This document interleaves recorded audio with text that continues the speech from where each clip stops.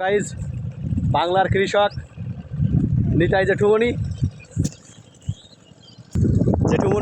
মাঠে ধান লাগাচ্ছে, কিছু কথা বলবে। জেঠুমনি কিছু বলো ধান লাগানোর বিষয় নিয়ে। আসলে সত্যি কথা বলতে কি যে যেমন একটু আগেই তুমি বলছো যে জায়গামণি তুমি কেন ধান লাগাচ্ছ। আমি একটা জিনিসই পছন্দ করি যে নিজের কাজ নিজে করাই ভালো। হ্যাঁ হ্যাঁ, ভালো, সুন্দর। হ্যাঁ, তো যেমন আমার হরিচাঁদ ঠাকুর বলেছে, হ্যাঁ, কৃষিকাজের সব থেকে শ্রেষ্ঠ কাজ।